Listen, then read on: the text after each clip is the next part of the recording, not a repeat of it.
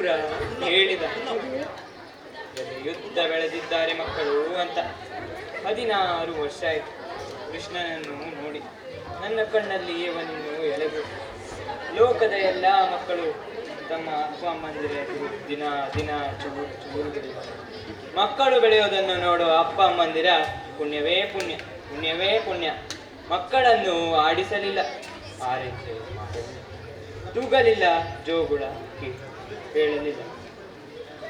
ನೋಡಿ, ಯಾರೋ ಬಂದ ಹಾಗಿದೆ.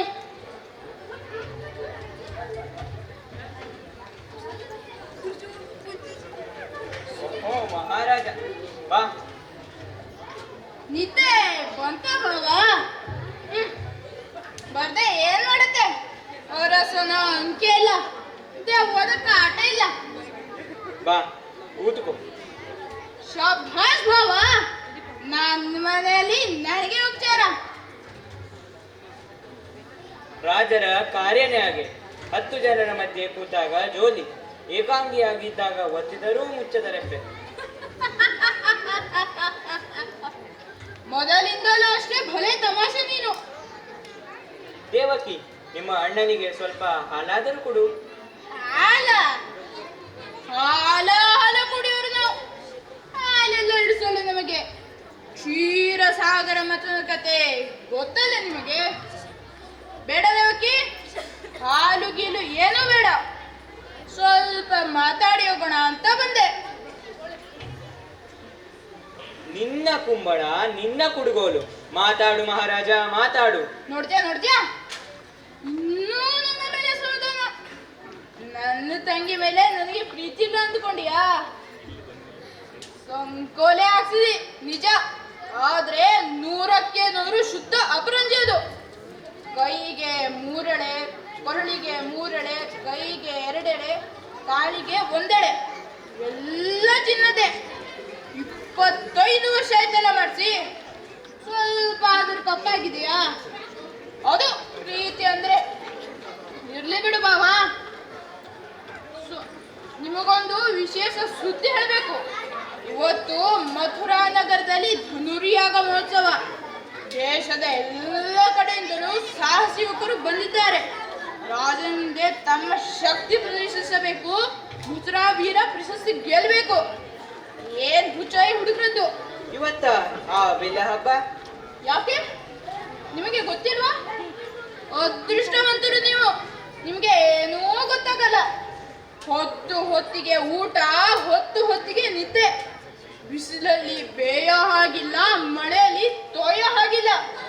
4 ಗೋಡೆ ಮಧ್ಯೆ ನಿಮ್ಮದೇ ಒಂದು ಪ್ರಪಂಚ. ಒಂದು ನೊಣ ಕೂಡ ಒಳಗೆ ಬರೋ ಹಾಗಿಲ್ಲ, ಒಂದು ನೊಣ ಕೂಡ ಹೊರಗೆ ಹೋಗೋಗಿಲ್ಲ. ಆದ್ರೂ ಮೊಪ್ಪು ಸೆರೆಮನೆಯೊಳಗೆ ಬಂದೇ ಬಿಡ್ತು. ನೆಮ್ಮದಿ ಸೆರೆಮನೆಯಿಂದ ಹೊರಗೆ.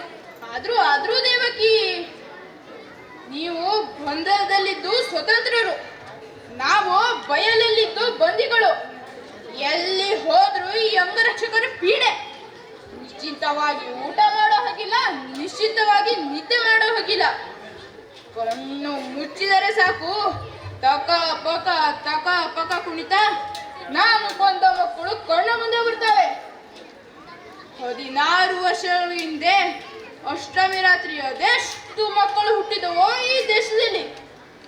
ಎಷ್ಟೊಂತವನ್ನು ಕೊಲ್ಲಿಸಲಿ. ದೇವಕಿಯ 8ನೇ ಮಗು, ಅಷ್ಟಮ ಪುತ್ರನನ್ನು ಕೊಲ್ಲಬೇಕು. ಆದ್ರೆ ನಿನ್ನ 8ನೇ ಮಗು ಪುತ್ರ ಅಲ್ಲ, ಪುತ್ರಿ. ದೇವಕಿ, ಬೆನ್ನಿಗೆ ಬಿದ್ದ ಅಣ್ಣನಿಗಿಂತ ಹೊಟ್ಟೆಲಿ ಹುಟ್ಟಿದ ಕೂಸು ದೊಡ್ಡದ. ದಯವಿಟ್ಟು ಹೇಳು, ನಿನ್ನ ಮಗನ ಎಲ್ಲಿ ಬಚ್ಚಿಟ್ಟಿದ್ದಿ? ನನಗೆ ರಾಜ್ಯ ಬೇಡ, ಕೋಶ ಬೇಡ, ಪಟ್ಟ ಬೇಡ, ಪಗಡಿ ಬೇಡ. ಎಲ್ಲ ನಿನ್ನ ಗಂಡನಿಗೆ ಕೊಡ್ತೀನಿ. ನಿನ್ನ ಮಗನ ಎಲ್ಲಿ ಬಚ್ಚಿಟ್ಟಿದ್ದಿ? ಹೇಳು, ಎಲ್ಲಿ ಬಚ್ಚಿಟ್ಟಿದ್ದಿ? ದೇವಕಿ, ನಾನು ನಿಜ ಹೇಳಿದ್ರೆ ನೀನು ನಂಬೋದಿಲ್ಲ. ಹೇಳು, ನಾನು ನಿನ್ನ ಮಾತು ನಂಬ್ತೀನಿ. ಹೇಳು. ಬಚ್ಚಿಟ್ಟಿದ್ದು ನಿಜ. 9 ತಿಂಗಳು ಇಲ್ಲಿ ಬಚ್ಚಿಟ್ಟಿದ್ದೆ ಮಗುನ. ಮತ್ತೆ ಹಳೆ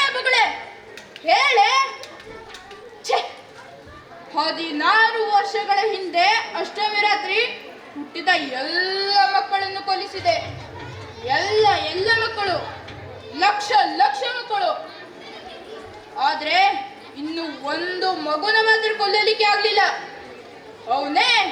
ಅವನೇ ಆ ಗೋಕುಲದ ಗೊಲ್ಲರ ಹುಡುಗ ಪಿಳ್ಳೆ ಮಗ ಕೃಷ್ಣ. ಛೇ, ಕೊಲ್ಲಲಿಕ್ಕೆ ಬಂದವರನ್ನೆಲ್ಲ ಅವನೇ ಕೊಂದು ಬಿಟ್ಟ. ಆ ಕೃಷ್ಣನಪ್ಪ ನಂದ ನಿನ್ನ ಗಂಡನ ಬಾಲ್ಯ ಸ್ನೇಹಿತ, ಪರಮಾಪ್ತ, ಪ್ರಾಣ ಮಿತ್ರ. ನಿನ್ನ ಮೊದಲ ಹೆಂಡತಿ ರೋಹಿಣಿ, ಅವಳ ಅಪ್ಪಿಳ್ಳೆ ಬಲರಾಮ ನಂದನ ಮನೆಯಲ್ಲೇ ಇರೋದು. ಅರಮನೆ ಕವಳಕ್ಕೆ ಕತ್ರಿ ಹಾಕೋಕೆ ಬದಲು ಇದುಕೊಳ್ಳಿ ಅಲ್ಲೇ ಅಂತ ಸುಮ್ಮನೆ ಇದ್ದೆ. ಈಗ ನೋಡಿದ್ರೆ ನೀವೆಲ್ಲ ಸೇರಿ ಏನೋ ಮಸ್ಲತ್ತು ಮಾಡ್ತಿರೋ ಹಾಗಿದೆ. ಆ ಕೃಷ್ಣ ನಿಮ್ಮ ಮಗನೇ ಇರಬೇಕು ಏನೋ, ನಿಮ್ಮ ಮಗನೇ ಅವನು, ನನ್ನ ಸೋದರಳಿ ಅವನು.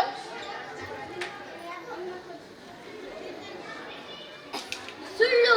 ಕೃಷ್ಣ ನಮ್ಮ ಮಗ ಯಾಕೆ ಅದಾನು? ಕೃಷ್ಣ ನಂದನ ಮಗ, ಕೃಷ್ಣ ಯಶೋದೆ ಮಗ. ಕೃಷ್ಣ ನನ್ನ ಮಗನಲ್ಲ, ಅವನು ನನ್ನ ಮಗನಲ್ಲ, ನಿಮ್ಮ ಮಗ ಅಲ್ಲ? ಸರಿ, ಮತ್ತೆ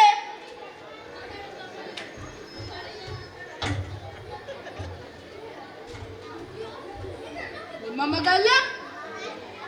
ಸರಿ ಬಿಡಿ, ಹಾಗಾದ್ರೆ ಅವನನ್ನ ಕೊಂದ್ರೆ ನಿಮ್ಗೆ ಬೇಜಾರಿಲ್ಲ ಅಲ್ವಾ?